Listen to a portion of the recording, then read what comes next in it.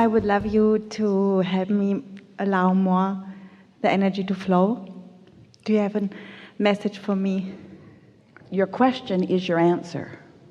The message that we have for you is contained within the question that you ask about allowing the energy to flow. That's all that it is. Get into alignment and follow your impulse. And trust yourself, because sometimes you do, but sometimes you don't.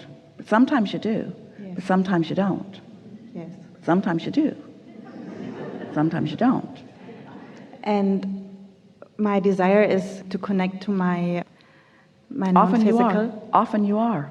And yes, and this is what I discovered, that I have been all along. Yes, sporadically.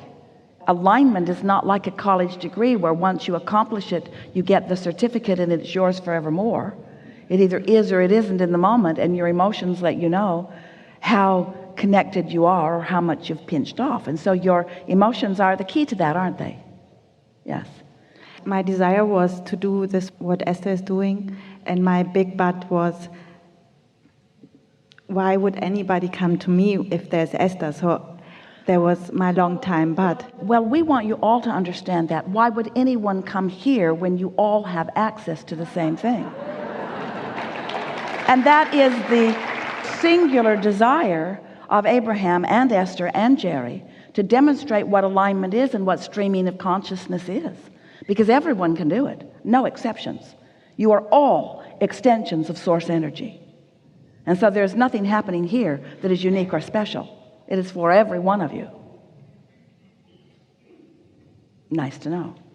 Nice to know. So what we talk about is about being aware. There are only a few things to know, and you know them, don't you? Law of attraction abounds.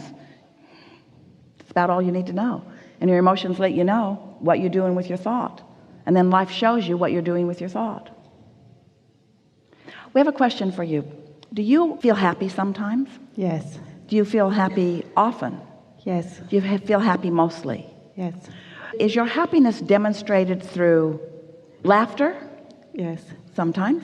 Is it demonstrated through powerful enthusiasm? Yes. Is it demonstrated through rambunctious action?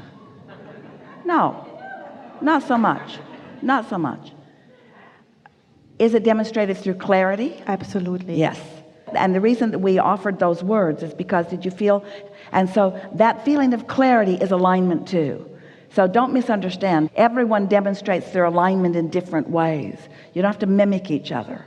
Esther is enjoying so much the diversity of all of you beautiful beings who have gathered here, because there are things that some of you want to do, and there are things that some of you want to do, and there are things that some of you want to do, and all of you don't want to do the same things.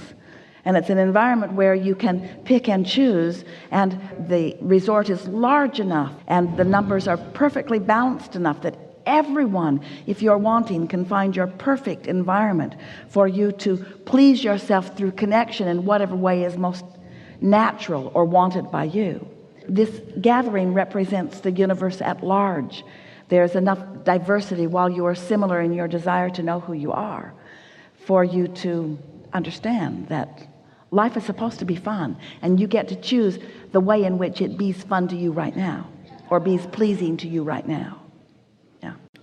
So clarity, I really am in the clarity business, because yes, clarity is really what my highest excitement is. Yes. And from being a lawyer, I moved to executive coaching. And my question is, I want to talk more about the non-physical part. And I am afraid about the response. Not a good place to be. Because your guidance is saying to you, in that fear, your guidance is saying to you, what? What's your guidance saying to you? That it's wrong, it's bogus. Your guidance is saying to you that this thought about what somebody else thinks about what you know is not beneficial to you, and that you care too much about what they think. We started to say to you, before you went further into the conversation, that this is the perfect combination of law, which is apparently rigid, but not really. There's so much more flexibility in it than anybody realizes. That's why it drives everyone crazy. And alignment. The very thing that you are worried about is because you are somewhat dealing with those who are more rigid in nature. They have been studying and studying and studying and have come to many conclusions about how things are. And they are perhaps the least flexible body of people on the planet, next to scientists. And so philosophy is way on the other end of that, isn't it? Because with philosophy, the scientists abhor philosophers. They put them in the category of the crazy ones, because there is so much desire, or really a sort of perceived need, to establish something as fact, as unchangeable fact, to use that unchangeable fact as the guideline by which we will make all of our decisions. Where what we are teaching and what life is showing you is that nothing is unchanging, everything is changing, and the desire moves it all forward.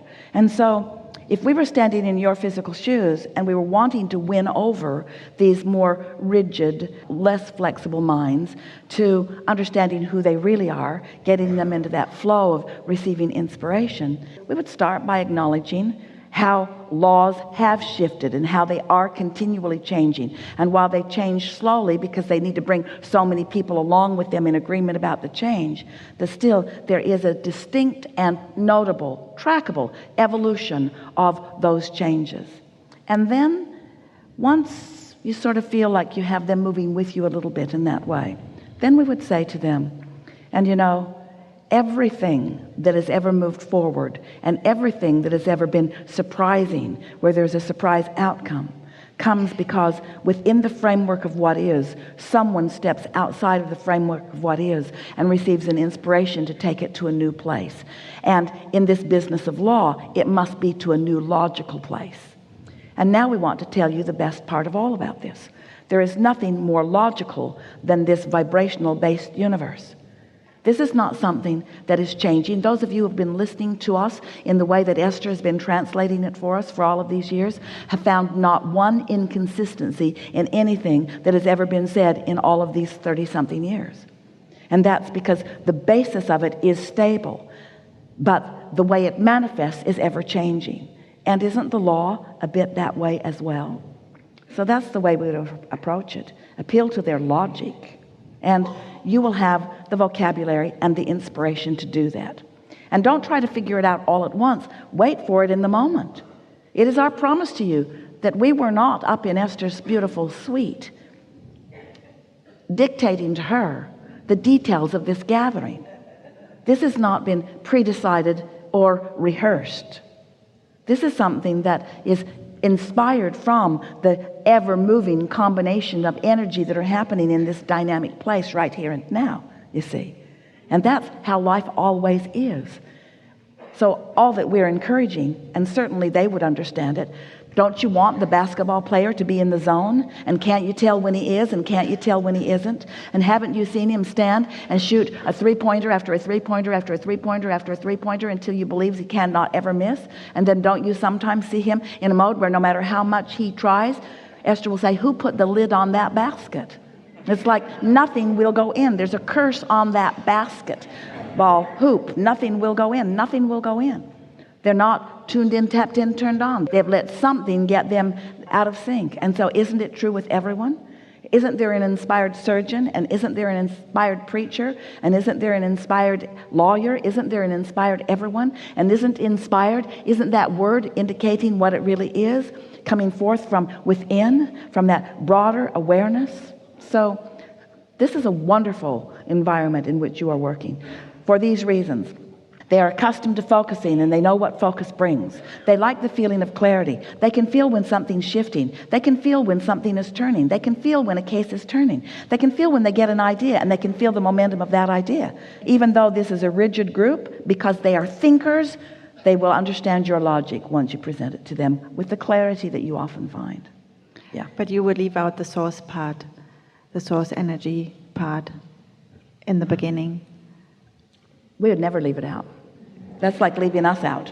Yeah, that's what my struggle was. Yeah. And if we were standing in your physical shoes, we would never leave it out either, because that's the larger part of you. Yeah. So we'd use words like, I feel inspired to say, or I feel an impulse to tell you this, or my instincts tell me this, or my gut feeling is this. You've been using these words all along. Yeah. I intuitively know this. I have a hunch about this. They understand all of that. Some years ago, Jerry and Esther had some chickens, and the chickens were bothered by the skunks, and the skunks like to eat the eggs and sometimes like to eat the chickens. And so Jerry rigged up this wonderful way that he could catch the skunks without harming them and carry them to a faraway land, which they affectionately named Skunk Holler. They would set the skunks free and they would sing "Born Free" as the skunks would run off into the bushes. But they needed a way to haul the skunks, so they bought an old truck, and the old truck was so terrible. It had been wrecked by a young man who had banged it into everything, and there was not an inch on the truck that was not damaged. And so then they decided that Esther couldn't stand to drive around in the truck, so they found a truck that was all the same pieces, and they took it to a man and they said, can you take this truck apart and put it back together with these good pieces and then make it beautiful? So they painted it British racing car green, the most beautiful truck. And the man who was putting it back together kept looking at a wheel. He kept looking. And Jerry said, what's bothering you about this wheel? And he said, I don't know. He said, I've replaced everything on it. I've repacked the brake, I've replaced the wheel, I've replaced the tire. I don't know what it is. And about a month later, Jerry and Esther were driving the truck, pulling a trailer, and the axle broke on that wheel. And Jerry said, Charlie knew about that. He intuitively knew that something was off about that wheel. Didn't cause any problem. In fact, they'd driven it 300 miles that day, and it broke on the freeway right in front of Charlie's shop.